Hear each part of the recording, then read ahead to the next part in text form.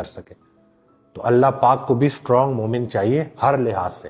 تو اسٹرانگ ہونے کے لیے پہلے اپنے اوپر انویسٹ کرنا پڑے گا, اپنا خیال رکھنا پڑے گا. ہم ہر وقت گلہ کرتے رہتے ہیں کہ لوگوں نے ہمارے ساتھ کیا کیا.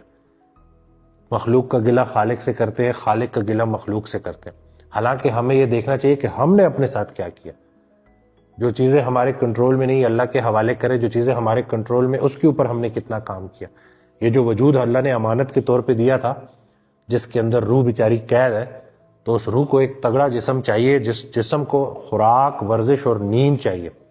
تو ہم خود سے سوال کرتے ہیں کہ کیا ہم اپنی ڈائٹ کا خیال رکھتے ہیں, کیا ہم ایکسرسائز کرتے ہیں, کیا ہم ٹائم پہ سوتے ہیں, ٹائم پہ جاگتے ہیں, کیا ہم قرآن ترجمے سے پڑھتے ہیں, کیا ہم اچھی بکس پڑھتے ہیں, کیا ہم اچھے لوگوں میں بیٹھتے ہیں, کہیں ہم جھوٹ تو نہیں بولتے, کہیں ہم غیبت تو نہیں کرتے.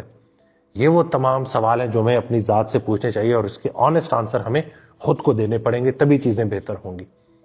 سیلف لو کا پہلا اصول ہے کہ ہم گلہ کرنا بند کریں گے. جیسے کہ حضرت واصف علی واصف رحمۃ اللہ کا فکرہ ہے کہ خالق کا گلہ مخلوق سے نہیں کرنا, مخلوق کا گلہ خالق سے نہیں کرنا.